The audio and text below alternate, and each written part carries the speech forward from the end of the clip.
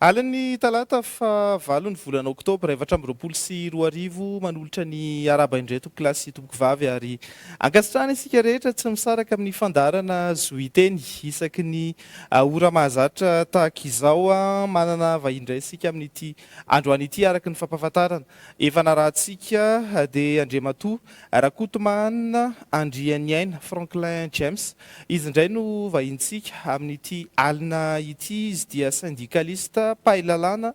mpitsara arabola ihany koa miarabanao tompoko ary misaotra betsaka nanaika ho vahiny ny fandarana zoiteny efa fantatra ianao mifaneho-kevitra maro samihafa amin'ny gazety amin'ny hainao manjery maro samihafa fa androany dia voninahitra ho an'ny fandarana zoiteny ny manasanao. Faly miarabanao namana Hary Nianja dia faly miaraba ihany koa namantsika rehetra mpanaraka ny fandarana zoiteny. Araroatiko mifanalohany eto fandarana aloha zany era-bana manokana anao sy ny fahitalavitra ray manontolo ny ekipanareo rehetra any ambadika any zany na ny teknisiana zany na ny ataoko hoe ny olona namolavolana zao fandarana zao satria raha fahitanay azy zany mpanara-baovao olo-pirenena tsotra na hoe niresaka isa amin'ny syndicaliste na ny sampiaro ny zon'olombelona na sampailalana dia nareo zany zao no ohatrany hoe mitana larana voalohany indray amin'ny ataontsika hoe fanilo fanazavana ny saim-bahoaka sy ny fitondrana adi-hevitra madio sady malalaka amin'ny tony banja malalaky ny faneho-kevitra tony dia tena arabaina nareo satria tena niakatra avo be mihitsy zany ny fahitalavitra driminina hatramin'ny amorona ty fandarana zoiteny ity. Tsy aferiko anao fa izay efa naniry mafy mihitsy mba ho isan'ny asainao dia io moa zany ohatrany hoe tafahoana zany ny tisymanina ny mpijery ny zoiteny sy ny tenako ary ny mpanasa fandarana satria dia ny fanojo mihitsy ny voanahena hoe asainareo fandarana dia ho avy aho dia nandamina fandaram-potoana sy nyresaka tamin'ny mpiara-miasa rehetra ka amin'izao fionatsika zao zany dia iresaka zavatra maritsika zavatra azo inony zany fa irariko koa zany ny olona mba ohatrany hoe anana finiavana anaraka amin'ny fandarana toy itony satria itony ny anabeazana itony no anitarana fahalalana ary tony koa nahitana ny lalana tokony aleha amin'izay zavatra rehetra atao dia ny nahy moa zany ny mpakafiana manokana fandokafana dia miona amin'olo any amin'ny grande surface na eny an-tsena na eny an-dalana eny dia miresaka ny olona hoe karohanay mihitsy zay fahita lavitra manasanao dia rehefa tsy mahitanao tsony zay tsy niseho tele indray izy androany na tsy niteny izy zay vao mijery fandarana hafa dia amin'izao tsika miteny zao samy teny anao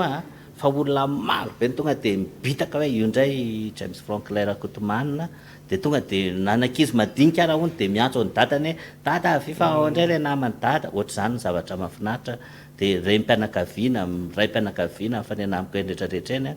dia miteny daholo hoe satrinay ianao iteny foana isan'andro dia io moa samy manana ny anjarany fa manana ny anjara asa koa dia misy fotoana mitenenana satria manana le zo iteny le liberté d'expression manana zo izara ina moa ny antony anarana sy karohana zavatra be dehibe raha ohatra ry Hary Nianjaka hoe tsy hozaraina mpiarabelona raha ohatra ka hoe tsy anasoavana firenena hoe ho tazonao anao rery ilay izy dia hiafina sanatria ianao any ambany latabatra isaky ny misy olona manao ady hevitra zavatra tsy mety zany fa tsy maintsy tongotsika maneho hevitra ka dia isaorana be dehibe nareo amin'ny fanasana dia mino fa tsy voalohany zao fa mbola isy manaraka makasitraka andrina tompo. Inare saorana be dehibe aloha ianao amin'izay hitoraka voninkazo zay izay ihany koa no antony fisian'ny fandarana veriko foana hoe ao anatin'izay faneho-kevitry ny vahintsika izay ahafahan'ny olo-pirenena tsirairay avy mijery mahitsy ny hoavin'ny firenena hoavin'ny tandrazana hoavin'ny taranaka ao anatin'izay rehetra izay ka izay no mazava-dehibe ny faneho-kevitra tahaka izao satria ahafahany olo-pirenena tsirairay manokatra ny maso-tsainy maso-panahiny mba ahafahany jery zany mba misy repère eo amin'ny fiainana zany eny are lao ary aloha tonga dia hiditra ao anatin'ny resadresaka sika Andriamatoa Rakotomana Franklin James amin'ity alina ity ianao aloha zany aloha raha ny titre izay entinao dia tena be dehibe ny zavatra azo resahana satria anao mpiaro ny zon'olombelona mpahilalana mpitsara rabola syndicalista izany hoe betsaka ny zavatra azontsika resahana amin'ity alina ity ka ny fotoana ny hitantsika eo hoe hoampy ve sa tsy hoampy fa dia aloha tombokely aloha ny fanontaniana aloha isan'ny voalohany tiako apetraka aminao aloha satria tao anatin'ny fotoana maromaro zay teto amin'ny firenena dia miverimberina foana ilay hoe misy tsy fanarahan-dalàna eto Madagasikara. Lasa voizina foana zany zay amin'izao fotoana izao hoe be loatra ny tsy fanarahan-dalàna eto Madagasikara. Io ianao io mpahilalana te an-tany mahitsy amin'ity alina ity Andriamatoa Rakotomahanina James Franklin hoe ahoana tokoa ny fahitanao an'izany hoe fanarahan-dalàna eto Madagasikara zany amin'ny lafiny marobe izay azonao resahana. Izy io ohatr'izao ny fandehany misy mantsy ny antsoina hoe misy antanatohatra ny lalàna tamin'ny nianatra ny lalàna dia misy ny antsoina hoe pyramide de Ketchen dia hoe mitsongoloka le pyramide izany hoe ny important indrindra ny aty ambony dia me arakaraky ny ahavon'le lalàna dia lalàna zany arak'izay antanatohatra zay ny lalàna iraisam-pirenena ny ambony indrindra rehefa ekeny constitution sy ny fahefana ao atoerana zany ny assemblée nationale sy ny vahoaka dia iny zany mipetraka manation dia constitutionnel sy ny loi organique tonga any amin'ny ny ordonnance moa zany raha président républicain manao azy na ny ataontsika koa hoe reny décision article isan-karazany na hatramin'ny loty ary misy zay zavatra rehetra manana mandrika verina zany misy io dia fanajana lalàna voalohany zany raha ohatra lalam-pandrenana ny dikainao amin'ny alalan'ny noty na hoe lalam-pandrenana ny tsahinao amin'ny alalan'ny tsarana na hoe lalam-pandrenana ny hitsakitsahanao amin'ny alalan'ny degré na hitsy volana io na ino iantsona azy dia tonga dia efa fanitsakitsahana lalàna zay fanitsakitsahana lalam-pandrenana azao tena olana eto amintsika lalam-pandrenana vao hitsakitsaka matetika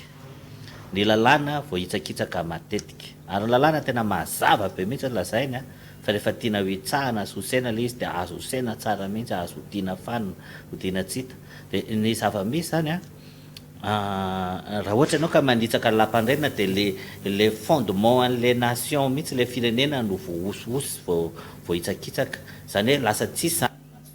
rehefa tsy voahaja ny constitution amin'ny tany républicaine mantsy ohatra ny amin'ny fiarahamonina rehetra zany ao amin'ny tany républicaine zany ny constitution no ohatra ny hoe roi na hoe pion sa fa tsy ny olona akory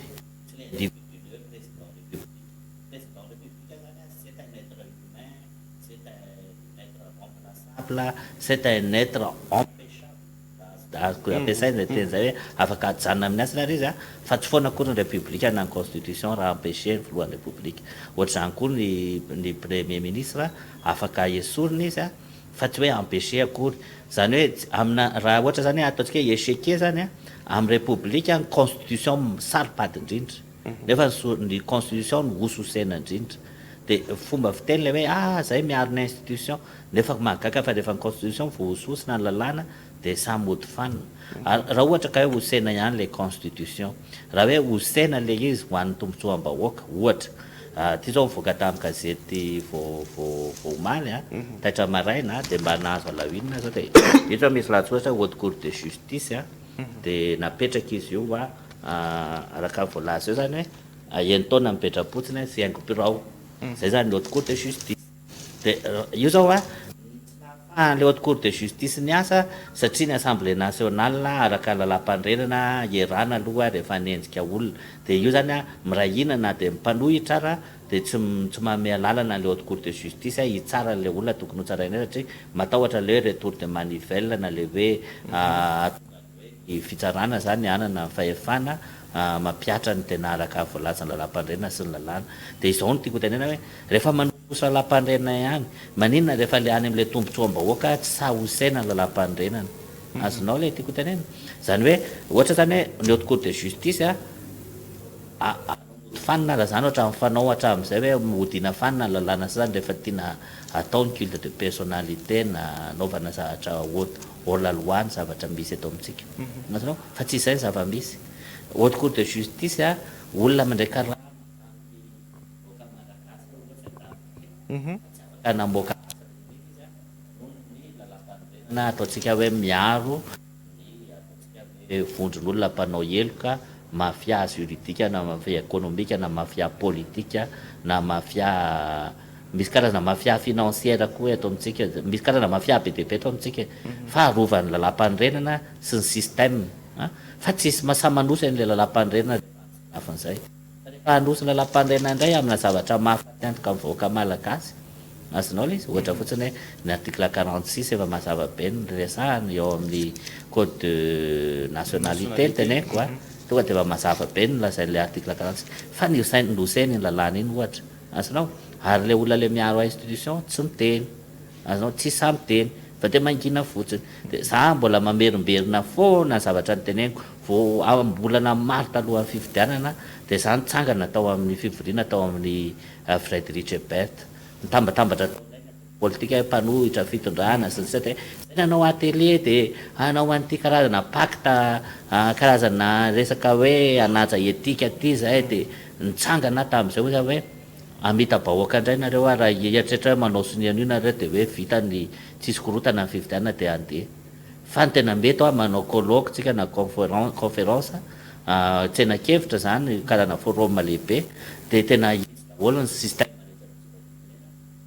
na korotana sy tsy filaminana ary fangalarana isan-karazany satria za zany tena mahalala ny fomba fangalaram-bato rehetra sy ny zavatra tsy mety rehetra firenena misy secret de coulisse maro be fantatra hoe ohatranao fomba nananganana ny CENI ohatranao nananganana ny ACC ohatranao nananganana ny ary ohatranao fomba fangalaram-bato eto Madagasikara satria za PSRMV amataona maro 2013 ka hatramin'ny 2023 dia fa be dia be zany ny faritra hitako dia fampiresaka koa zay samy nanao PSRMV dia mahalala hoe zao ny tsy nety zao misy fa le zavatra zay zany tsy nisy lesona antsoahana tiako ataony ainanao nitranga tokoa raha le korotana dia nandeha le fifidianana dia nandeha le fifidianana dia nandeha le zavatra kitoto be dia be reny dia tsika ne miainao anaty kitoto za mieritreritra hoe tsika zany indraindray mieritreritra hoe tsy mijery ny maso vovahiny tsy mijery ny raisam-pirenena fa io dia le hoe teny zareo tena niteny tokory zareo amena an'ity voly ity nareo financement ty fa atao misatra be le famoahana an'le izy dia nefa ambadika andray zany misy langage diplomatique reny hoe ahitsio ny institution nareo ahitsio fitatana na amboary tsy amboary aroa azonao nefa tsika ohatran'ny hoe tafandrombanina retina azonao le raha misy firenena tena mila fond indrindra dia isika kanefa mirehareha hoe Madagasikara sambatra fa anisan'ny firenena tsy endetté indrindra izy amin'izao tsika miteny zao anankiray zay fa anisan'ny firenena feno olo mahatra indrindra koa tsika satria feno mpangataka ny daitany tsy dia hoe problème satria raha tonga mifarana zao tontolo zao tsisy olona hitondra ataontsika hoe lasa telo masoandro ty planeta ny tany ity tsisy olona hitondra ny vola any an-danitra akory fa natao iasana ho an'ny mpiarabelona aloha io satria ny ainatsika ty ambony tany dia épreuve itsapan'Andriamanitra ny hoe ohatrany ahoana ny fahaizantsika mampiasa ny ressource omenantsika fahaizantsika manaja an'izany hanatsarana ny mpiarabelona dia izay ny eritreretiko hoe hitsaranatsika tsirairay avy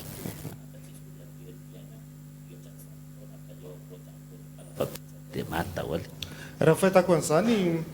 tete zany Andriamatora Kotomanina Franklin James hoe misy lesoka avy amin'ny mpitondra fanjakana ny resaka fampiaran-dalàna eto amintsika amin'izao fotoana zao ihany koa ny fitsarana isan'ny fanontaniana mipetraka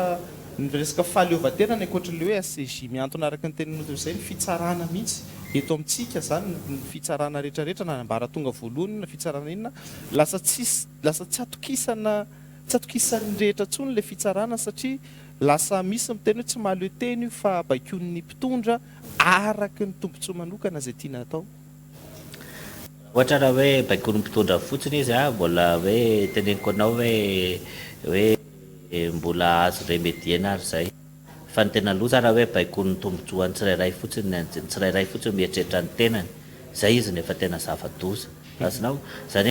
raha ohatra sanatria ka hoe mietratra ohatra mpitsara anankiray hoe andehra za ataoko zay ananako ny fiara raitra indrindra andeha ataoko zay ananako ny trano geza indrindra sy tsara indrindra ananako piscine ina ny vakiako lohany zany syndicalisme zany zany politique zany zany filamina zany rehefa mandeha fotsiny fiainanay mianakavy dia mety raha sanatria izay ny tena loza satria raha zany no mitranga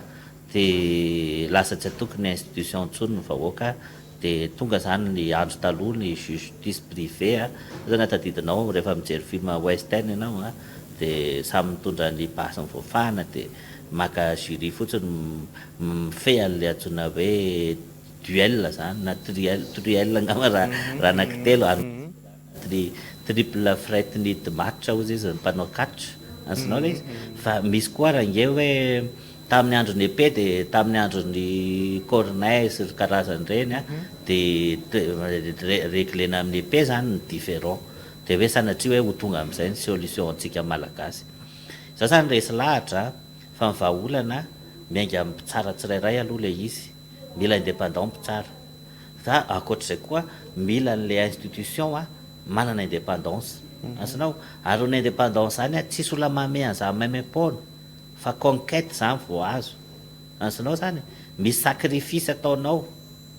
indépendance miteny anao indépendance mahita zavatra tsy mety anao dia samy teniny tsy mety na iza manao an'le izy fa possible ave zany hoe mpitsara indépendant zany ny tiako antaniana mantsy ndraindray mantsy tsy mety hoe tsy mampa indépendant matetika resaka vola ihany resaka corruption resaka kolikoly mety hoe zay zany mampatonga an'io na resaka mety fotsiny hoe tsindry fotsiny zao hoe affecteko ariarany ianao raha tsy mandeha araka ny tokony ho izy io procès io na io raharaha io ao anatin'ny resaka fitsarana zany zay condition iainany mpitsara malagasy veloha efa tena mipetraka tsara hoe tena ataontsika hoe efa le tena miaina tsara ve mpitsara malagasy na resaka karama na resaka tombontsoa maro samihafa zany hoe raha tena miaina izy dia tokony hoe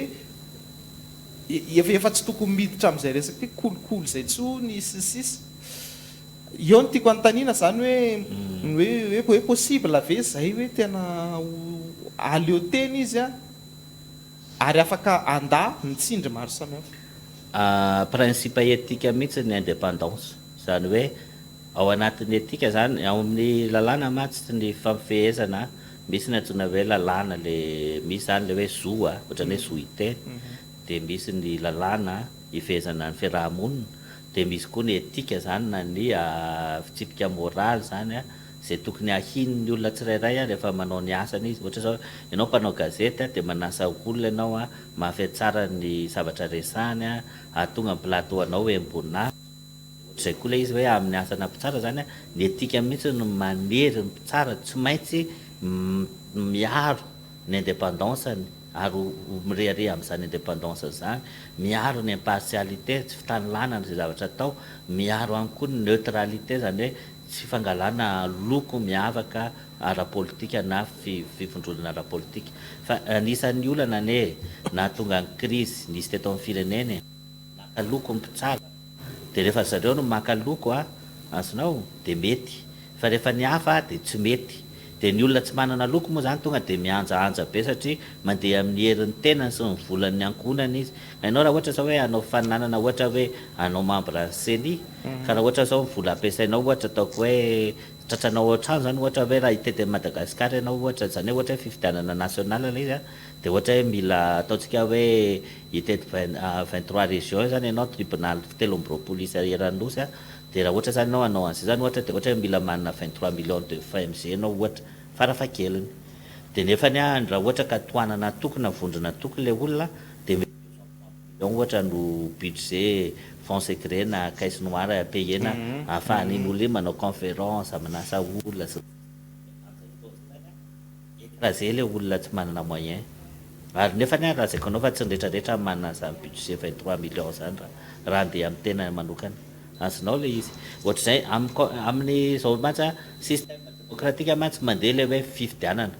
fa nefa ny ao ambadika le fifidianana mila moyen ary le moyen efa tsinjon'ny exécutif io dia efa tonga dia natao midangana be te hanao chef d'état ataony midangana be ny olona te hanao maire ary mbola ho ataony midangana be koa ny sénateur sy ny député moa efa natao nidangana be teo hoe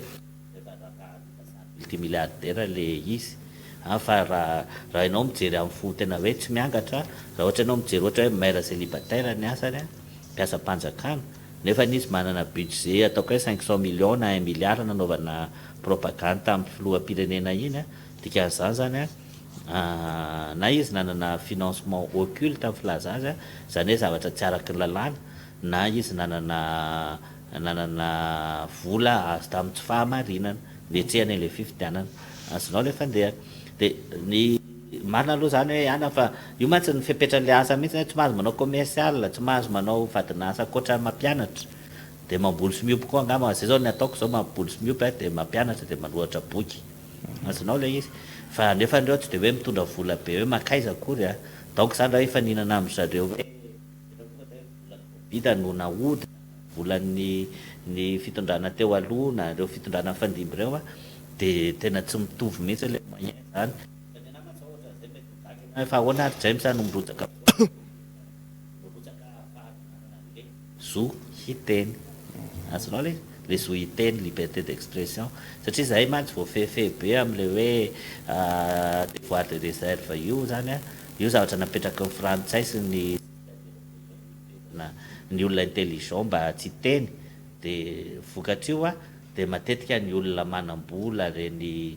hitanao reny hoe seur zao na karazan'olona manam-bola dia miseho télé foana isan'andro satria manam-bola zareo azonao le izy dia nampijerana ange leoany reny zay hoa no hiderako anareo za zany tsy hoe mame za zany ny profilako le antsona hoe homme sigma zany hoe zay homme sigma zay tsy mba manome hoe tsy mba flatteur zay na hoe mame fandokafana olona hoe fahatany fa matoa zany menanao le izy dia fahamendrehana na azonao an'le izy azonao le izy raha ohatra zay makasitraka tena makasitraka mendrika le fakasitrahana le olo fa tsy hoe mitaky an'izao satria manantena an'izao tsy izay dia ohatra zay zany tiako teny anao le indépendance dia zavatra ilaina ahafahana manao an'le asa kanefa io indépendance sy impartialité neutralité koa raha misy antithèse any koa io dia Montesquieu ny teny hoe si vous restez neutre izy dans un système na dans une situation d'injustice dia vous contribuez na hoe vous permettez donc au tyran de continuer sa tyrannie zany raha ohatra adikatsika hoe afaka raha ohatra ianao mijanona ho neutre na impartial na indépendant amina situation tena misy tena hoe tsy fahamarinana na tsy fahamendrena na ara-tsy toetra na jatona dia raha vao manao an'izay tsy fitalana zay ianao dia efa compte mamevana an'le olona manao jatona ianao la preuve ohatra zao mitsara ny Corée du Nord nge ohatra zao neutre impartial zareo indépendant fa nefa manao jadona sy mamono olona mihitsy ny régime ny Corée du Nord ohatra zany koa ny any Russie azonao mangina ny akamaroan'ny mpanao gazety sy ny fahitalavitra iza moa ny adversaire Vladimir Poutine ny tsy maty na voapozina na afa-baraka ny fahitalavitra zay ny système ma-espion azy zany dia efa amboariny daholo le système rehetra ahafahana mifeny hafa tsy aneo hevitra sy tsy ho lasa lavitra tsy aniratra na afaka akatoerany hoe mpanohitra azonao fa ny lafiratsiny dia hitanao zao lafiratsiny nge hita be mihitsy mety hoe neutre ve mpitsarany impartial indépendant fa mamevahana amin'ny Poutine izy fitsarany eto Madagasikara hoana ny fahitanao anazy mahaleo tena sa tsy mahaleo tena ny fitsarany eto Madagasikara eo mantsy misy oatra toerana misy aloha hoe maha-syndicaliste dia eo koa hoe mampitsarana dia premier grade dia za zany tsy dia tena hoe bien placé hoe évaluer any rehetrarehetra satria tsirairay samy tompona andraikitra ny tenany fa ny zavatra azoko tenena fotsiny hoe raha misy ny indépendance na raha tsy misy ny indépendance dia miainga amin'ny tsirairay aloha le izy la preuve za zao tenenao vao nanomboka iny crise iny dia efa tsy nahazo prime zay 2 taona 3 taona fa zany hoe kotsy ny dika dia isolelaka any amin'ny fanapanan-tanteraka na any amin'ny mafia économique na financière eto amin'ny firenena na ohatra fotsiny hoe tsy nahazo carburant ntsony efa hatramin'ny 2013 ny akamaroan'ny mpitsara vokatry ny faharesen'ny firenena ara-toekarena fa tsy hoe akory ianao hoe tsy manana zay dia hoe andeha hoe hoatsina roa fa dia mandeha bus zany dia mandeha bicyclette dia mandeha cyclopousse bajaj etc mba hitazonana le indépendance satria la indépendance sarobidy saropaty loatra raha ohatra zany ka tena hoe tsisy tsony olona indépendant de tsisy olona iteny tsony nge tsy mety nge io ataonareo io e fa za zao mahita misy effet nge le fandraisana fitenenana ohatra zao e satria za zao nahazo notification amina organisme anankiray mikarakara fifidianana ao aminay de tena mipetraka ao anatin'le article 25 izy zay zay tadidiko tsara mihitsy ao anaty taratasy ao anaty kitapoko ao hoe article 25 hoe ny olona ao anaty membre bureau électoral de tokony sy ny organisateur amin'ny fifidianana rehetra de tsy tokony anana roa-pihavanana am'ireo zay mety ho candidat niady n'izany tamin'ny fahitalavitra maro ako namana ary anja de isaorana Andriamanitra fa ao anaty article aloha izy aloha 25 zany amin'ny fifidianana taon'ny CSM ho avy zao zava-dehibe zany de misy zavatra oatra zany koa hoe mahafantatra tsara tena hoe ina moa ny ilana syndicat raha mitaky an'io de manjary bedin'ny fahefanam-panatanteraka am'le manao kolokolo zany na ohatra zany fa na iana hoe efa tsy mandray kolokolo tsony le madama zay zany no ataontsika hoe fiainoa ny anatra fa dia amintsika sy zavatra nitranga maro teo amin'ny fiainana de misy olona manao témoignage hoe teny zao zahay de zao no navalin'le olona de maheno redondance ohatra zany na feedback na tamberina zay ataoko hoe positif fa nefa koa maheno olona hoe tena henoko mihitsy hoe lasa corrompu be ranona mandray vola be rana mitaky vola ohatra zao reny olona reny zany le olona le voafatotra ny fitiavam-bola sy ny fitiavan-karena de safidy moa ny anazy fa misy farany daholo ny zavatra rehetra nisaniza zany manao tsy mety de tsy maintsy hita eny any le izy na hoelana ho aingana zay na amin'iny fa eto Madagasikara ihany koa misy an'ireo rafitra zay miady amin'ny kolikoly ahoana fahitanao ny asan'ireo sy ny fijoroandreo rafitra io moa vavaingana zao hitantsika fa nahazo tale général vaovao ny Bianco ary tena nizingizina mihitsy hoe hoe zahay de mahaleo teny zay ary zay de tsisy pression mahazo anay zany tsisy manindritsindry anay zany na ny fahefanam-panatanteraka na ninona fa de zay mahaleo tena nefa aloha mbola ny fahefanam-panatanteraka aloha manendry fa tiako tenena zany ao anatin'izay hoe ahoana fahitanao ny asan'ireo lay rafitra miady amin'ny kolikoly ato amintsika zao misy ny système d'évaluation de misy ny tatitra ataony zareo de reo zany efa milaza zay ambarany izy de zareo any koa nefa miteny hoe zao ny entina ataonay fa raha iresaka ny tsy mety fotsiny ny zany ny fahitako indray le système mihitsy amiko mila hatsaraina voalohany tsy tokony ratachena amin'ny présidence intsony ny CSI raha ny hevitra zany de ny antony ny présidence koa tokony anisan'ny organisme contrôleny ka amin'ny resaka institut supérieur de contrôle matsy misy norme le izy norme intosay de ny organe de contrôle zany tokony tsy ho voafehana organe de contrôle tsy tokony ho voafehana institution hafa satria le institution hafa mety anao tsindry na ara-pitaovana io lehibe ny tsindry azo atao ara-bola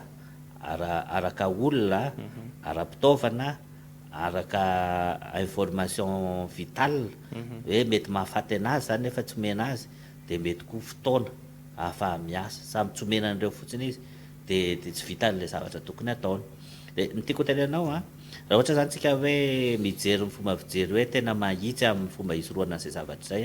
za zany resy lahatra fa ny haute cour de justice ohatra tokony ratachena ao amin'ny CSI ary asorona le ina moa ty zavatra ty reto le hoe miankina amin'ny parlement sy ny sisa reto na le fanendrena olona membre ao raha zany ho vaina tanteraka satria raha vao mpanao politika na lefa ao de mpanao politika manana réflexe na mpanao politika ny ACJ zao miankina amin'ny parlement mpanao politika ny ankamaroany ao zany hoe olona nitendren'ny assemblée nationale sy ny sisa de raha ohatra zany ka hoe tendrena fahefanam-panatanteraka sy mpanao lalàna de hiaro ny tombotsoa ny atoko zay ny firenena dominant io mety iova ny apitso fa fomba fanao te hitovy ihany fa zareo zany ohatra ny misy deal miafina ane am'le fomba fiasa le deal miafina zany de ohatra zao hoe ndao rangatsy avela hiasa io fa io any mety ahavoantsika eo raha pitso de tonga de na de mpanohitra risy de lasa miombon-kevitra hoe aleo sa mibloqué an'io zavatra io ohatr'izay le système zany ny any ahafahantsika mamahany zay hoe conférence nationale forum national manao révolution tsika zay ny tena marina satria tsy ny haute cour de justice ihany mila hoe amena fahafahana fa ny CSM koa tsy tokony ho rattachaina amin'ny présidence républicain sy ministère justice io fa ny CSM zany a tokony ho entité na ao anatin'ny CSI izy ao anatin'ny système anticorruption na izy tena mahaleo tena mihitsy tonga de ohatran'ny institution ohatran'ny hoe miresaka tsika hoe tsy atao Biancoire mbola rattaché amin'ny CSI fa na izy zany tonga de ataontsika institution ohatran'ny hoe assemblée nationale na ohatran'ny hoe sénat asinao la izy fa ny tena tsara raha ny hevitro manokana satria mitady ny zavatra mahasoa amin'ny firenentsika de za mieritreritra hoe tsy ny CSM ihany atao ohatr'izay tsy ny haute cour de justice ihany fa ny cour de compte koa raha de atao an'izay asinao na tsy maintsy ny raha ohatra ka tsy tiana an'izay cour de compte de asiana norme juridique milaza hoe ny ray amin'ny président amin'ny cour de compte na ny procureur général amin'ny cour de compte tsy maintsy atao magistrat financier amin'izay zany tsy voafehan'ny ny entité hafa zany le organe de contrôle satria norme mihitsy zany no mametra hoe ny organe de contrôle na ny fahefana manara-maso de tsy tokony ho fehezina institution anankiray ohatra tsy tokony inspection d'état no mifehan'ny ny inspection d'état tsy tokony ho fehezin'ny fahefana mpanantanteraka ohatra hoe présidence fa tokony maleo tena mihitsy koa asinao de reny organe ohatra ny raha ren'le ohatra hoe contrôle dépense engagé reny tokony ho organe indépendant koa reny amin'izay zany tsy hoe afaka mibaiko mihitsy ny ministre ny finance na ny présidence na ny primature hoe rehefa ivioler procédure na ivioler na hanao dépassement na crédit na hanao zavatra tsy ara-dalàna fa tonga de voafehan'le lalàna vaovao hoe bahana ny organe de contrôle raha vao mitady andika lalàna ny lampandrenana sika zany ny tena olana de izao hoe ny safiditsika ho anatina tany tandalàna ny safiditsika hoe ametraka système de gouvernance ny safiditsika hoe tany républicaine démocratique zany zavatra zany tsy mila fampona olona culte de personnalité na famille asanao nefa ny zava-misy amin'izao dynastie no misy eto amintsika misy zany ny dynastie anankiray dynastie anankiray zao ohatra de efa miara-miasa amin'ny Emirates de dynastie anankiray aka ny tanàna Tananarivo asanao la izy mazavanao aloha la tiako tena dynastie de lasa dynastie zany le izy de na namantsika ohatra zao mialatsiny anona anarana ohatra namantsika gasikara de tafiditra tao anatin'le culte de personnalité any zao izy ohatra hoe nanakana izy le mouvement de natao hoe mouvement gasikara asanao anara le nefany io zany hoe ohatrany hoe hery vaovao hery rajonary mampiana ao ambadika le zanaky data hitanao culte de personnalité daholo ny ao ambadika le data Ravalomanana asanao le izy IRD miaraka amin'ny Rajoelina culte de personnalité reny zarina an'izay le olona satria na ny zao tontolo zao ary de narahany tamin'ny fomba fanaovantsika politique sika de nataony hoe mouvance Ravalomanana mouvance Zafy Albert mouvance Ratsiraka Didier Inas mouvance iza le anankiray Zafy Albert Didier Ratsiraka Ravalomanana de iza koa ny anankiray mbola misy maromaro tao fa tena de mbola nisy koa le autre sensibilité iny any zany tsy anaran'olona anankiray asinao fa raha mbola azo natao koa reny autre sensibilité de mbola nasiany anaran'olona ray koa iny ohatra hoe Vonaitz Eugène na sy teny andriana solony haiko asinao de io zao de manangana prositeny za tena mialatsiny raha ohatra zany hoe tena iresaka démocratique tsika resaka républicaine de tokony reny tokony mitondra anaran'olona na dadan'olona na zanak'olona reny na ohatra zany tokony tsy azo atao reny ao anatin'ny règle lalàna mihitsy asinao le satria tokony doctrine no ao ohatra iterako zao ohatra zao atoko politika madio hitanao atoko politika madio tsara tahafina asinao zany tsara tahafina na ohatra indray tsika aka ohatra rianana hoe ny atoko maitso vert na hoe ny atoko humaniste écologique tsy hoe atoko ny toavina ralabo mahay fa humaniste écologique hitanao reny zany tokony hoe doctrine zany hitondrana ny atoko asinao fa tsy anaran'olona asinao tsy vonoina hasina amin'ny anaran'olona na fampona olona anankiray ny atoko ny fiainana atoko sy mouvement politique fa tokony ho hijerena fotsiny hoe hoan'ny firenena asinao le izy zany hoe tsy tsika sanao ndao ndray tsika anankana indray hoe ny anarantsika sanao sa misy aina de ndao atsika misy aina ny anaranao de za koa misy aina andriany aina de oza hoe ndao anarana antsika hoe aina vaovao asinao culte de personnalité ny atsika raha miditra amin'izay asinao le izy de za zany mieritreritra foana hoe tokony malagasy akalesona amin'ny zavatra atao hoe misy tsy fahetezan-javatra fanaovana politika atao amintsika zavatra tena mendrim-piterana rehefa raisakina candidat reny mendrim-piterana reny collectif malagasy reny de mipitehana le izy amin'ny resaka culte de personnalité hoe personnalité ray na sensibilité an'olona ray na vitsivitsy na roa na telo na efatra na dimy de mipitehana le izy asinao nefa resantsika efa nanana tendance ho lasa républicain démocrate réel tsika dans la pratique de nipitehana tamina resaka culte de personnalité sy anaran'olona le izy fakalana olona hoe tsy tianay ohatra mialatsiny manonana anao rivra koto fa tsika miresaka io zany resaka politique io zany za zany mihevitra hoe tena fahatsoana be io hoe tsy azo resahany devoir de réserve tokony ho resahany io ary tokony ho tairina ny ankizy oliana amin'io zavatra io zany tena ianao namana hary mianja fa misy zazavavy kely mbola tena kely mihitsy fa mijery politique izy de alay mihitsy data ny any amin'ny salon na any amin'ny efitrany data ty fahoatra le namany data mahay miresaka be monsieur télé ao na mama ny atsony tataraindry zareo ana any amin'ny grande surface any ty zanakay ty fanatika be anao raha monsieur télé anao de atsony zay io ndray le namany data de terena ijery de indraindray moara le olona nanao tournage na le mpanao gazety nanasa reny alaina zanany reny ijery anazy zany nefa izy nefa nanao tournage nanao an'le montage le vidéo ataontsika ohatra zao azonao teko tena lina ny ankizy lina ny raharam-pirenena na de zaza madinika zavatra positif zany de sanatria hoe tsika pitarika indray no andeha hoe rehefa ambany be ny ady hevitra de hoe resaka problème personnel anaran'olona fianakavian'olona reny no hita anapitehana za mouvement na conviction anankiray zavatra tsy mety ane zany azonao zao zany resy lahatra mihitsy fa nidingana voalohany tokony za mpanao politika de miova anarana elana zany hoe isika rehetra miaraka amin'ny Andry Rajoelina fa Andry Rajoelina mono izy c'est un mortel comme tant d'autres ohatra koa hoe Ravalomanana olona ohatra mortel daholo reo olona mialatsiny milaza ny tivombola ty olona makany amin'ny toilette reo de matory reo rehefa amin'ny alina de mifory reo rehefa maraina de misotro sy mihinana ohatran'ny olombelona rehetra reo fa reo tsy andriamanitra kely akory ka de hoe ohatrany hoe tsika zany ohatrany hoe mizatra tsika hoe ty ny debanay entinay aty amin'ny 13 mai ny debanay zany ane no conversation mandeha eny amin'ny 13 mai entinay aty ny debanay hitondra joker zay non tsy zany ny fanaovana politika surtout anatina tontolo démocratique sy républicaine ny olombelona rehetra de manompo ny piraitan-drazana asanao ny olombelona rehetra de manao soa hoan'ny mpiarabelona ny antony anaovana politika de ny sohimbonana manandratra ny firenena mampiakatra ny voninahitra ny firenena zany ny antony anaovana politika ny antony anaovana politika tokony ho sacrifice ara le izy ka tsy le petite personne no indraindraina na irairaina fa le tena conviction hoe zay resy lahatra ohatra ny conviction anay humaniste écologique zay manandratra maolona zay sy ny tontolo iainana ary ny zavaboary ansanao le vera zay maintso zay miaro ny tontolo maintso ao Madagasikara zay amerina mahamaintso ao Madagasikara tonga de mazafa le doctrine de rehefa tian'olona le izy de miombona am'le hevitra le fa tsy hoe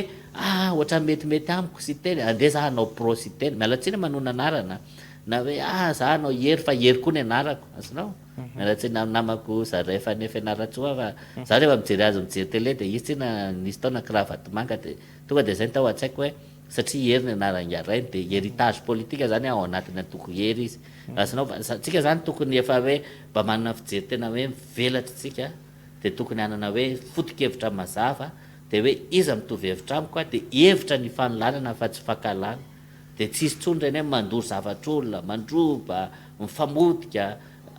be de be ny olona henoko tsy mandoa hetra na tsy ampandoavina hetra azanao fa tsy dorana ny trano mitsorobaina azanao zany misy daholo zany karazan'olona rehetra misy eto Madagasikara misy an'izany azonao na hoe olona nanodina ny vola tamin'ny covid-19 na nanodina ny vola tamin'ny fitondrana teo aloha SVM na tamin'ny fitondrana Ravalomanana na tamin'ny fitondrana Didier Ratsiraka de sanatria fa hoe isika samy malagasy de hoe ifampiandrika endry toana eto de ifandoro-trano ifandroba ifamony eto foana de ifamotika eto fa tsy mba mieritrehitra hoe taoranga mba hanao règle du jeu tena mba madio de lasa kilalao mihaja zany fanaovana politique zany zay zany no hitanao andraisantsika le initiative mivoaka atsika de monsieur plateau miaro ny hevitsika tsika tsy ohatran'ny io fanaovanareo azy io no heverinay fa tokony anaovana an'ilay izy ka rehefa io no ataonareo dia tsy maintsy miteny zay hoe tsy ohatran'ny io ilay izy tompoko azafady zay. Ianao laza teo hoe fanisehatra tao anatin'ny fikarakarana ny fifidianana tena nivony asara mivera tsy diso ary nilaza ianao hoe fantaonany maro no nanaovanao an'izay asa zay dia niteny mihitsy ianao teo hoe hita ny mikimaky anaty fangalaram-bato. Ny zava-misy ange amin'izao fotoana izao Andriamatoa Rakotomana Franklin James dia izao ianao teo niresaka hoe dynastie ny misy dikan'izay zany matoa izy efa manonona ny anarany any anatina hoe anarana antoko sy ny sisa mampitombo ny olona manaradia anazy tehijanona ela be eo amin'ilay fahefana ary eo mihitsy ny hoe tsy haiko hoe inona aloha zany aloha no tena mampatonga le mpanao politika hoe tena mamy be ve le seza sy ny sisa na dia efa miletiko izao ary le firenena Andriamatoa Franklin James dia mbola mifikitra foana eo amin'ilay fitondrana daholo izay tonga eo ny atongavany eo zany ny ela dia eo aloha mandra-pisaraka miandro sarahana zany zay zany le zavatra misy amin'izao fotoana satria izao marina tena hoe tsonanao zany no marina hatria izay ny hoe olona nianatra science politique sy économie nianatra gestion des risques catastrophe be dia be zany ny zavatra hainay momba ny raharaham-piarahamonina ny olona manao politika eto Madagasikara tsy hoe manao politika ho an'ny tenany sy ny ankohonany fotsiny izy fa miaro tombotsoa ny olona miray petsapetsa aminy izy sy ny casserole namany dia ohatra zany izao hoe ny problème antsika ane dia izao hoe fantatra tsatsika nahazo vola be tamin'ny Covid-19 dia ny vola tena tonga tany avoaka ny rahantsika nahita be dia be menimena tsy nahazo akory nefa tena tokony mena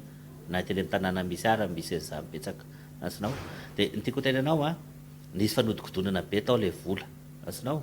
fa le olona zany tsy maintsy mamikitra amin'ny toerany daholo aloha ilay akama rehetrarehetra zay afaka mamikitra mba ahafahana miaro an'le hoe tsy ahafahana haute cour de justice na ny système anticorruption na fitsarana tsotra manao le asa fanadihadiana sy famerenana ny volam-bahoaka any amin'ny tokony ho izy dia zay zany ny tokony ho vahana azany tontolo tanana afaka ataontsika amin'ny rehetrarehetra tsy hoe ampitondra eo ampitoerana ihany fa amin'ny vahoaka malagasy na ampanohitra eo koa raha hoe zay ne nianatra anao audit ohatra audit interne audit ministériel angadinay no mamantatra hoe iza ny nanodina ny vola zaona taizy ty na taizy ty fa tokony mipetraka zany ny rafitra ahafahana tena hoe mamoaka an'le maximum zany hoe manatratra hoe any amin'izy avy le vola ohatra asinao dia mamerina le izy ao amin'ny kitapom-bolam-panjakana asinao na hoe inavany zavatra vidiana tamin'ilay vola nangalarina teto amin'ny firenena za averiko any ny régime rehetra mifandimby zay tratra rehetra fa io manana formule formule eritreretiko hoe mety ahasoan'ny firenena ohatra hoe hevitra ray zao ohatra hoe ao anatin'ny kolotsaina malagasy dia misy le hoe eloka ibaboana mody rariny dia taloha rehefa nisy olona hoe faingapainga tanana naka zafatr'olona dia entina mandalo amina lavaka anankiray na efitrano anankiray rehetrarehetra dia mametraka ao ohatra hoe telefona zany raha amin'izao fotoana ohatra zany hoe nisy olona zany naka kilalao anjanak'olona na firavak'olona dia fantatra ray amin'ireo ray tanàn'ireo ihany le izy dia samy mandalo ao daholo dia samy mametraka zavatra ao dia rehefa karohana le izy dia hita ao le firavaka ohatra hoe vakana na rojo na radona zay zavatra fa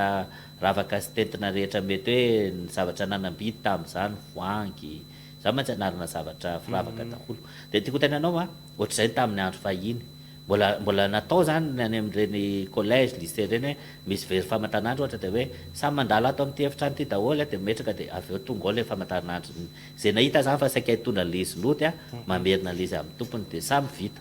dia afaka manao an'izany angatsika hoe manao antsoavo ny organisme rehetrarehetra système de contrôle rehetra na ny filohan'ny pirenena sy ny anona rehetra hoe zay nanodina volam-panjakana rehetra natao amin'ny knaps natao amin'ny jirama natao amin'ny covid-19 natao amin'ny régime na iza manatitra an'le vola dia izao no zavatra mitranga raha terina izy ohatra hoe hatramin'ny décembre 2024 dia mifitopolo isan-jato no tazono fanjakana ho ampiasaina azonao le izy fa ny telopolo isan-jato ohatra tsy maninona fa omenan'le havantsika nakan'le izy mba ahafahany misurvivre satria iza tsoa moa ny embauché anazy anao ministre anazy na zao nefa misy zavatra mantsy misy contradiction ane ny atao firenena ny ministre fampianarana manana double doctorat antsoavy tamin'ny Facebook hoe mila w miisa zao tsika isa taona iza nandray anjara de tena valy teny masika be ny nataony vahoaka tao niditra tao daholo ny olona rehetra hoe nareo aiza nihetra nalohanay ahoana fitantanareo nihetra ahoana volan'ny covid de tsy mianatra akory tony manao an'izao mba ny olona nianatra ihany mbola aka vola ty aminay indray fa nefa neo ara ratsy tantana ohatr'izay le izy de za mahita solution na solution tena solution hoe mahazo atsika menakavy hoe problème atsika tsy manana w mpianatra any ambanivohitra tsy manana tableau noir tsy manana rindrina akory ara sa tsy manana tafo ny mpianatra tsy misakafo ny mpampianatra andao averina daholo ny volana angalarina rehetra tao anatin'ny fitondrana ny fandimby de tsisy fanenjehana zany hoe sady tsy sanction pénale tsy sanction disciplinaire tsy sanction administrative mahazo mody aty an-tanindrazana daholo rehetra misy avatsika ane zao any lavabato any Congo na any Tanzanie na any Afrique du Sud any anaty lavabato any Suisse na any Sibérie no miafiny satria nangalatra volam-bahoaka de sady mangatsika izy satria le vola tsy afaka atao firavaka hoe ampafana azonao izy tsy afaka firakotra le izy de mba te hody an-tanindrazana izy mba maheno izy misy événement familial amtraka te Madagasikara raha tsy sa azonao de metsika occasion sareo ipaboa mba tonga nilika nataony mbody rary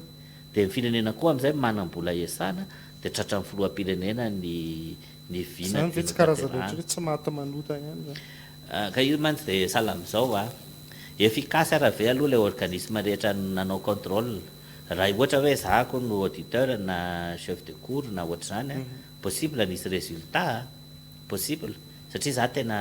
tsy mena maso am'izany tsisy resaka hoe fihavanana na namana zany satria andeha te amin'izaniza raha hoe olotsotra zany amin'ny institution financière ihany manao contract de prêt raha manao fa tsy makany amin'ny olotsotra fa zany tsy manana tête morale amin'izaniza raha hoe ilaina zany de afaka manolo tanana amin'ny filoham-pirenena tsika hoe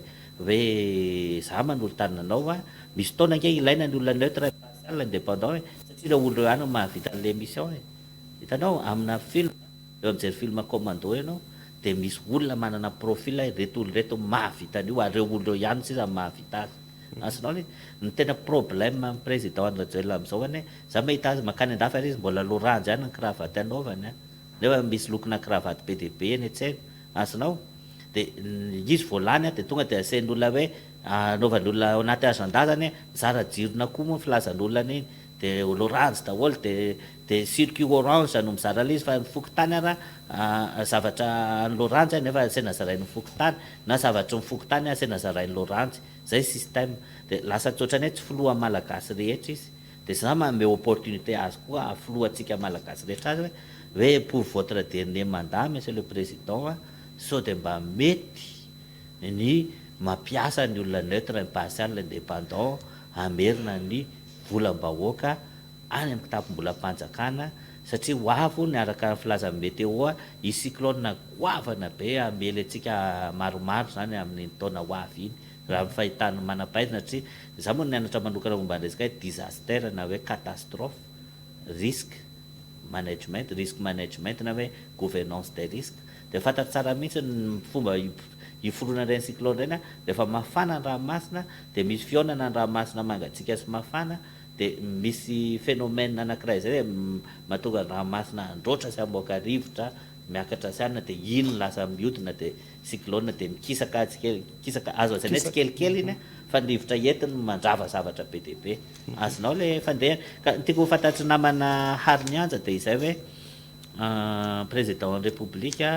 ny fahalemena zany de tsy afenina mihitsiny hoe nafatitra le olona ny nahatongavany teo zany izy de le système zany tsy mbola niasa 100% daholo ny système rehetra misy eo amin'ny firenena sy vahoaka ohatranay zay tsy manompo olona fa manompo ny république manompo ny démocratie manompo ny lalam-pandrenina sy ny lalàna azonao de ny lalàna fantatray tsara mihitsiny hoe nisy volam-bahoaka be de be satria zay nihainao ny tatitry ny cour de compte azonao de fantatray tsara mihitsy hoe nisy volam-bahoaka niodina be de be teto amin'ny firenena tao anatin'ny régime fandimby mba tsy ilazako an'le akaiky indrindra teo hoe le volana mena iatrehana covid-19 de reny vola reny raha tafaverina ao anatin'ny kitapo-bolam-panjakana de tratra ny filoham-pirenena ny vinany zay ohatranay zao zay neutre impartial indépendant-nay zay maniry ny filoham-pirenena atratra ny vinany maniry ny premier ministre sy ny gouvernement atratra ny vinany zay zany a rehefa mikabary ary zareo de ny asanay ne mamadika ny teniny zareo lasa plan d'action azonao le mamadika ny teniny zareo plan d'action fa raha misy koa raha critique ataony zareo ao amin'ny fanoherana na ao anatin'ny olona neutre de raisinay koa reny sao de azo ampidirina anaovana action reny ao anatin'ny ministèrenay na ao anatin'ny organisme misy anay zany rehefa tsy tafiditra ao anatin'ny direction misy anay izy de ampidirinay any amin'ny fikambanana mpiarana sy olombelona na any amin'ny vinany syndicat ohatra asanao fa avadika action daholo tsika zao manao anty feonany ty tsika de raha misy inspiration mivoaka avy eo de mivadika plan d'action misy zavatra zao a vo azoko aingana nahazo loatra de nanaovako plan d'action ty plan d'action zao ty a ahafahana momba ny ranomasina zao ty sy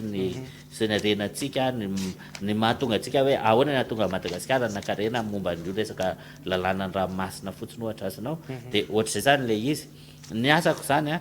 de asan'olona hoe miteny amin'ny fomba mahitsy hoe zao ny risque amin'ity zavatra atao ty na zao ny tokony atao amin'ity zavatra ty manao ny ao amin'ny fitondrana tsara tsy manao ry zareo a inona moa ny azoko atao fa mangina fotsiny aloha de miandro indray hoe rovina indray no afaka maneho hevitra fa za zany mitraité an'le données rehetra tonga ao aminahy zany de mahita hoe zao ny vahaolana amin'izany azonao le izy mampalahelo any le ministre fampianarana mitaraina izy nisy koa ny ministre tonga de voakipile mitady fitaovana izy a ho ampiasain'ny ministère fahasalamana de niteraka henatra teo amin'ny gouvernement le izy hoe manina izy mitakiny ava anisy ny volamena ny covid donc nisy fitantanana tsy momby zany de lasa tompo mangatakatany le ministre ny fahasalamana tamin'izany tadidinao ministre maty de ndroany izy tsy naverina intsony mandrakandroany azonao nefa reny le olona le mahitsy le miteno manatry ny asany a manao zay ampandeha ny départementariany Nisan'ny lesoka amin'ny resaka fanaovana politika eto Madagasikara voizina amin'izao fotoana izao hoe be dia be ny mpanao politika malagasy nahazo fahefana fa tsy ny homana ny tondra tsy ny homana ny eo amin'ilay toerana mihitsy ary tsy nisy antokona na be hatramin'ny voalohany fa kisendrasendra tonga tampotampoka teo amin'ilay seza na ny fitondrana moa zany tao anatin'izay rehetrarehetra izay dia eo amin'izay le izy a ny fitazomana ny fahaiza-mitantana ao anatiny aloha zany aloha dia efa surprise hoe ahoana ny tantanana firenena ao anatin'izay ihany koa ny hoe ahoana ny amaro-toerana eo amin'ilay fitondrana ahoana ny tazomana fahefana hatramin'ny farany za zao mba te hanontany anao hoe ohatrany ahoana zany fitranga le alabato le nresahanao toy izy anao hitako daholo mikimaky ao anatin'io mba tantarao hoe mba hahafahan'ny olona ihany koa mba miaro ny safidiny satria tsika ao anatina fotoam-pifidianana amin'izao fotoana izao hoe aiza zany ny tena finanana n'io resaka le alabato io raha tao firy zao aloha resaka alabato a zavatra omanina ny alabato ary ao ambadika an'io zany a misy karazana ohatrany hoe répétition misy karazana ohatrany hoe réunion stratégique kely mihitsy ataon'ny départementa isan-karazany zay miomana angalabato ka le izy a niovaova arakaraka ny fifidianana de mety ohatra zany hoe le fanomanana ataony zareo zany ohatra hoe akaolontsika de atao amintsika ohatra zao a de déguisena ohatra zao a de efa voaomana tsara raha ohatra hoe misy encre indélébile amin'io a de inona ny teknika mba tsy ahavoaositra encre indélébile ny tananao raha voaositra indray de aiza manasa tanana analana an'iny za zany efa voadiniky ny olona mpanao alabato zany de efa ao anatin'le bureau électoral efa infiltré ao anatiny ao le équipe mpangalabato a de manao cinéma fotsiny zareo théâtre de le olona le zay moa mahatonga ny zareo ndrendray sarotiny hoe tsy mahazo miditra ao amin'ny bureau électoral ny délégué ny candidat na ny organisme le mpanaramaso ohatrany hoe safidy KMF no ireny satria raha ohatra reny zany miditra ao de mahita an'le ataony zareo de ndraindray reny ny andavarangana na veriverezina dia any ivelany any fa ny tiako tenenanao ny olana zany amin'ny fangalaram-bato tena efa lasa expert na spécialiste an'io ny atao Madagasikara nefany tsy nisy zany ny hoe sanction tena hoe mazava satria raha ohatra zao hoe nisy ohatra zao ataontsika hoe maître Fram zao ohatra nahazo baiko izy avy any amin'ny chef Juscon ny chef Zap hoe amboariny lisany io voka-pifidianana io atao lisany mandresy ny sénateur atolotry ny fitondrana ranona na ranona na atao lisany mandresy ny député ranona na ranona na maire zao de ao ambadika le izy de hoe nanaovany anazy zany dia izao hoe ampiororomy fotsiny le olona hoe hoasorona amin'ny lisany le numéro matricule kely IM voazo lisany iny raha vao ohatra lisany ka tsy mahavita an'izay dia mipararehetra le mpampianatra satria raha ohatra izy tsy nandray fa tsy valo alina isam-bolana mba lasa ohatra taloha ohatra dia lasa mandray valo hetsy izy ohatra asinao ohatra zany lay fa lasa mpampianatra fanjakana tena ataony le izy amonony tena mihitsy dia tena ohatra sanatria ohatra voalavo azo saky izy azo gendarme mahazo baiko avy eo le chef district hoe ataovy izay ilaminana zany ao aminareo zany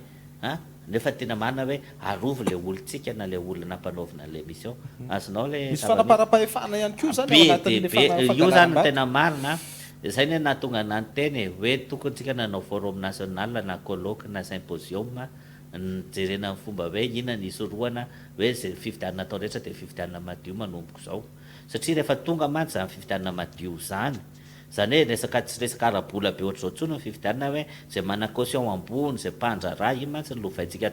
nanomboka tamin'ny andro fifidianana nitsahan'ny président Razafimaleo Herzou iny dia nanomboka teo lasa mitady profil na olona Herzou Razafimaleo kely be dia beraky ny tanàna ny olona ho arotsaka azonao dia nirotsaka ny koa président Ravalomanana dia nitady Ravalomanana 50 ny olona latsaka eraky ny tanàna azonao le fandeha dia zay zany any tiako tenena hoe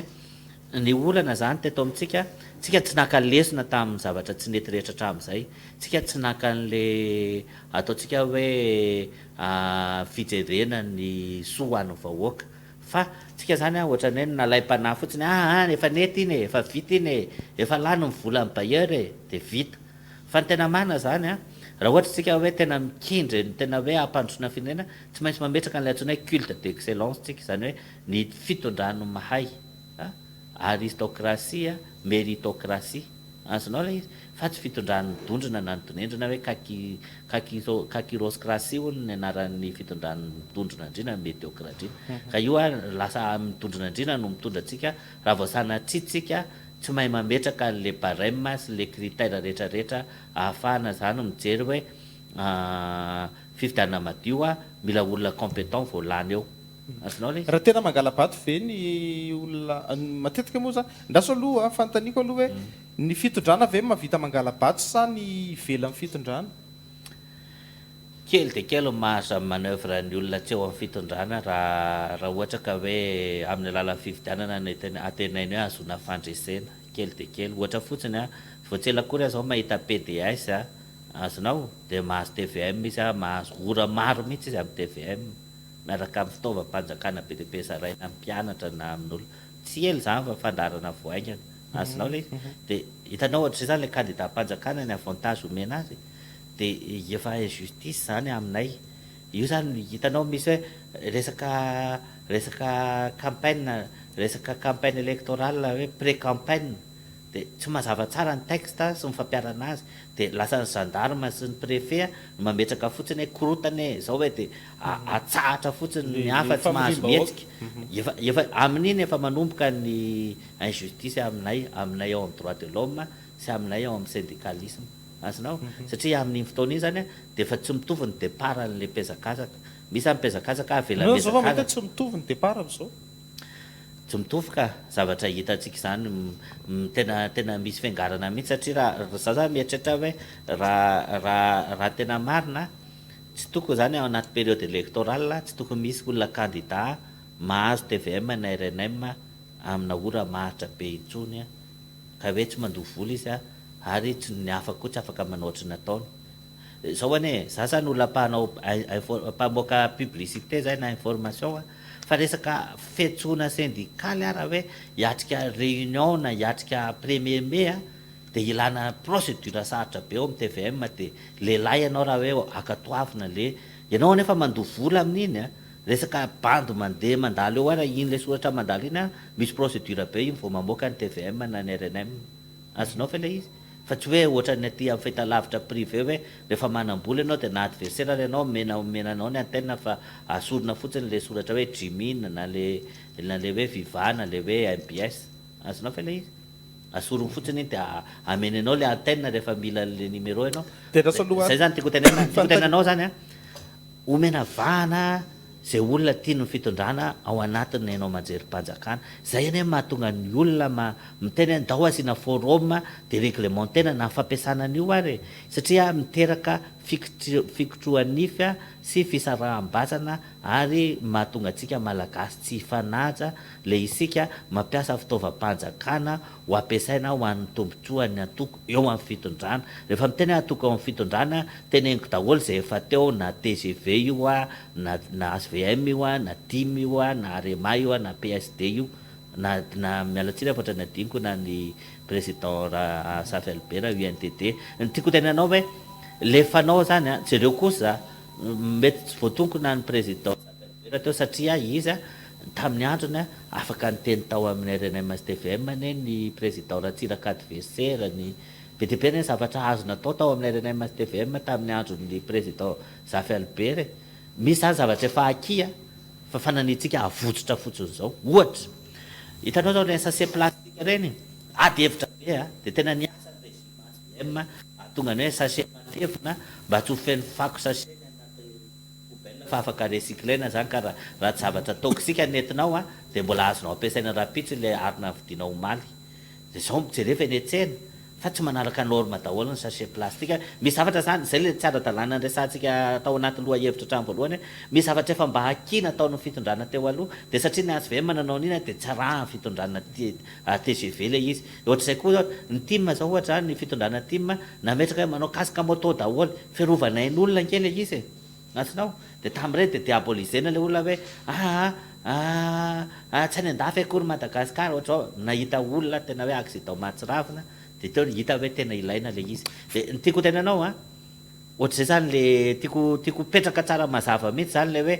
mahazo vahana tsy fanarahan-dalàna satria na ny régime teo aloha raha mba nisy effort efa mba vitany hoe positif de tsy nisy suivi na fampiarana amin'ny tole izy fa de niverina tamin'le négatif ihany tsika de tsika zany éternel départ zéro foana hoe zay zavatra tomboka ty fitondrana ty ihany no ataon'ty fitondrana ty fa ny zavatra efa natomboka na efa tsara nataon'ny fitondrana afa tany aloha tsisy taterahana tsisy atao daholo fa avela hodiana tsy misy satria tsy nitatony na mbola vola azy zay no mampatsy mety ny zavatra ataontsika tapitra sady le rahantsika fa fanontaniana farany ty ary tena iveriko fa zava-dehibe ianao efa manatraka efa ihany teo amin'ny resaka fikarakarana ny fifidiana teo anivony SRMV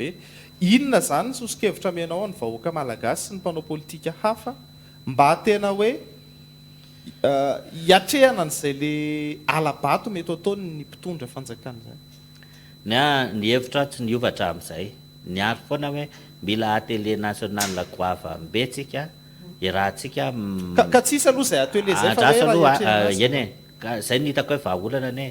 vahaolana anarenina ny tsy mety rehetra eto amin'ny firenena atao l'essence hoe détectena daholo ny zavatra misy de mba tsy ho ampiasaina le izy ho an'ny tombontsoany atoko ao amin'ny fitondrana na ny olo eo amin'ny fitondrana fotsiny satria indraindray mantsy le izy tsisy force exécutoire raha tsisy ny fitondrana de nitakalon'le izy alohan'ny vahoaka aveo tena lafo vidy be ohatra au lieu de hoe mivaky loha amin'ny ahoana tsy isina hokorotana ntsony amin'ny resaka fifidianana ahoana ny atonga ny force de l'ordre tsy ho victime foana hoe izy ny asaina mate mouvement populaire rehefa manao jadina mpitondra fandimby ny teneniko ao de na hoe ahoana ny sorohana ny fampiasana mpiasam-bahoaka tsy ho anao alabato na hoe ina ny fehezantsika zany antsona hoe pré-campagne na hoe ahoana marina ny amezantsika fahaleovan-tena ny RNM sy TVM amin'ny fitaovam-bahoaka anazy fa tsy fanana mpitondra rery io akory tsy mpitondra teny tokony fitondrana io fa mpitondra teny vahoaka malagasy rehetra ka na ny olona neutre impartial indépendant ohatranay de tokony hanana anjara ao anatin' zany antaininy zany arasaina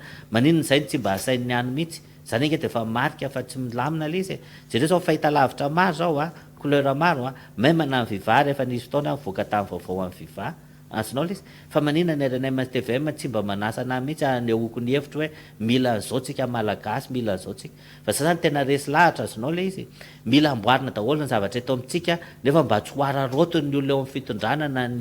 ny atoko politika eo amin'ny fitondrana ho an'ny tombontsoa amin'ny fotsiny ahoana ny ahafahany debanay mirotsaka ahafahany telony na mandra-pahafatiny ahoana ny ahafahana manitatra amin'ny fahefan'ny mpitondra ahoana ny ahafahana mateza mita lava be azonao zavatra ohatrohatr'izany zany nosorohana io zany tsy mijery tavan'olo tsika hoe fitondrana amin'izao fa le hoe ahatonga an'le izy hoe zavatra lovain'ny jafiny atao zavatra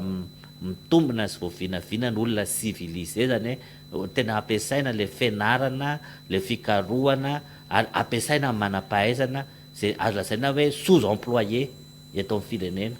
ary mangina daholo ny ankamaroany. Ny olona manam-pahaizana amin'ny tenany tena vitsy fa ny olona miteny ankamaroany dia ny olona manam-bola sy ny olona be vava foa, satria hoe reny no afaka mikapite an'le audiment. Nefa le izy zany no tena marina, le zavatra tena ilaina vahoaka zany le fanehoan-kevitra tena hoe tsisy hoe fanompoana olona anankiray zany zay no tsy ampy eto amintsika.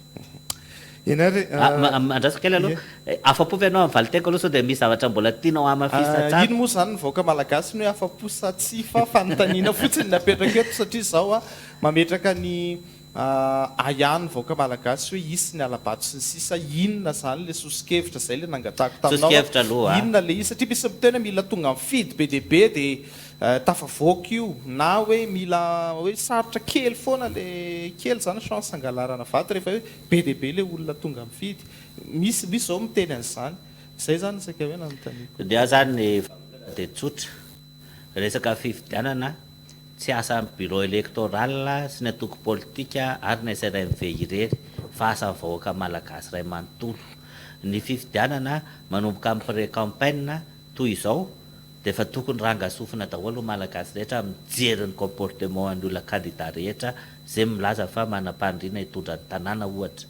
Dia rehefa mandeha indray ny pré-campagne dia ny vahoaka malagasy rehetra mifehy an'ilay olona midaroka, misintona telefon'olona, manopa, manao provocation ireny dia efa fifehezana zany. Ny vahoaka rehetra manara-maso hoe io misy olona manongotra afisy nizaniza, io tsy jerena tavan'olona. Rehefa manongotra afisy entina any manam-pahefana tany ireny any